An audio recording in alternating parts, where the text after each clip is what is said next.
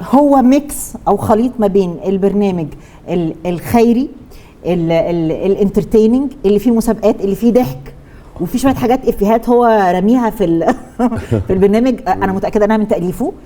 فهو خلطه مش تاليف والله، احنا ما بنحضرش يعني، هو من اللي بنقابله. هو البرنامج الحقيقه برضو عشان ارجع اقول هو برضو كواليسه فيها ناس كتير قوي. يمكن الواحد لو نسي اسامي يعني مش عايزين الناس تزعل، ناس كتيره جدا اشتغلت طبعا. يعني اللي بينتحر في العمل هو استاذ احمد طارق في هذا البرنامج. يعني تقريبا ما بينامش.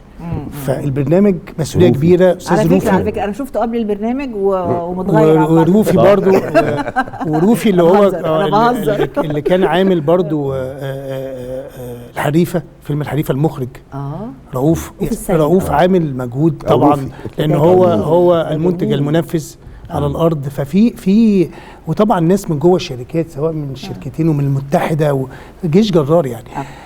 اصعب حاجه في البرنامج ده وبمنتهى الصراحه، هل انه تصوير خارجي وسط مجاميع كبيره جدا وانتوا حقيقي بتحققوا احلام حقيقيه للناس وفي بعضها في شكل مسابقات وبعضها في شكل قرعه، ولا اصعب حاجه كان انه محمد رمضان يعمل البرنامج، ولا اصعب حاجه هي التكلفه الجباره؟ انتوا كل يوم في مبلغ كبير جدا بيطلع للناس في الشارع. فقولوا لي ايه اللي كان اصعب؟ يعني انا عايز اقول لك اقول لك حاجه صغيره، عشان فعلا اصعب حاجه انا بالنسبه لنا الانتاج او التصوير ده حاجه عاديه بنعملها كل يوم، لكن محمد رمضان يقعد 3 ثواني في الشارع بعديها بقت اصعب حاجه في الدنيا. يعني بجد احنا كنا بنروح حتت فاضيه عشان نحاول نصور مع ناس. دخلنا محطه فاضيه، بعتين لي الصور بيقولوا لي دي فاضيه يا استاذ هنصور هنا، قلت لهم حلو ناخد كلمتين مع الناس. 3 ثواني ما اعرفش الناس تطلع منين. مره واحده انا مش لاقي مصورين، مش لاقي حاجه. يمكن الصعوبه القصوى اللي هو محمد قال عليها هو ميكس ما بين رياليتي شو فعلا بجيم شو، بحته ان انت بتفرحي الناس، فهو ريل دي حاجه يعني رياليتي وجيم وبيفرحوني برضو، لان انا برضو كنت يعني ضريبه الشهره والشغل والحاجات اللي الواحد فيها. انا كنت مفتقد الحضن الناس ده، كنت مفتقد ان اقرب اتحرك معاهم. الاحساس يمكن انا كنت اسعد من الناس وانا وسطهم، لان احساس انا بشكر يعني فريق مدفع رمضان ان هم كمان ساهموا ان انا اعرف المس الناس واحضن الناس وارقص مع الناس. يعني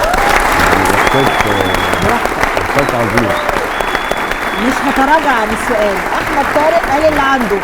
محمد سعد، انا لما قلت الصعوبه ان محمد رمضان يعمل البرنامج مش فكره النجوميه والاتفاقات، لا، فكره انه محمد رمضان مركز جدا، تاتشود مركز في كل التفاصيل بشكل مرهق وفي كل شغله هو كده. لا انا يعني اكتر واحد حافظني يعني ده اكتر واحد حافظني في مصر بجد، واكتر شخص ممكن يقنعني بشيء. هو لا انتوا عملتوا مع بعض جعفر العمده. الاستاذ محمد السعدي انا طبعا فخور بشغلي معاه وفخور وانا متاكد ان عندنا رحله طويله ان شاء الله.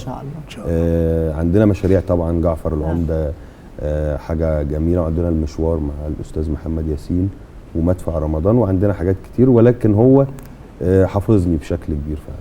يعني ده بص حضرتك مفيش حد مفيش حد بينجح من فراغ.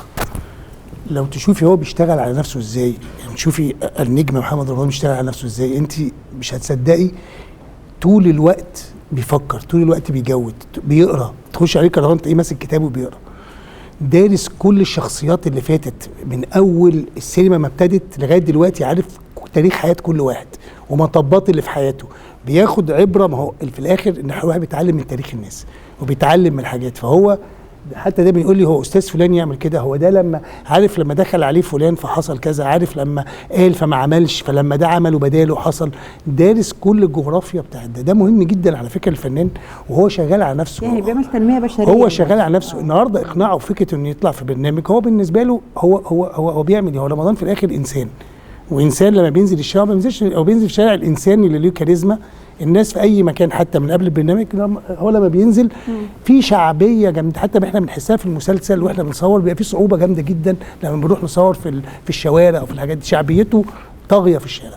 فهو النهارده الشعبيه دي مع الامكانيات الفنيه اللي عنده مع ذكائه الفني، الثلاثه دول لما يجمعوا مع بعض وعنده لمحيه ابن البلد طبعا. يعني والذكاء ده الذكاء واعتقد انه استخدمها في الشارع وهسالك عليها بس تاني بتطلع لحظيه. ايوه قول وبيبقى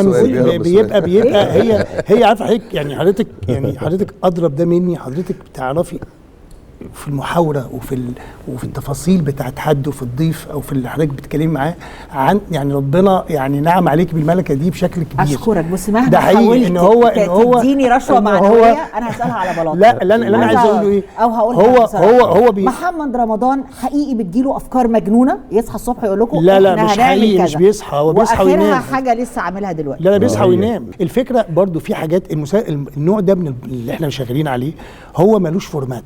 على فكره اصعب حاجه ان احنا نعمل حاجه ان تشتغلي في حاجه ملهاش فورمات. احنا بنراهن على نجم ليه شعبيه، وبنراهن على فكره اجتماعيه فيها عطاء.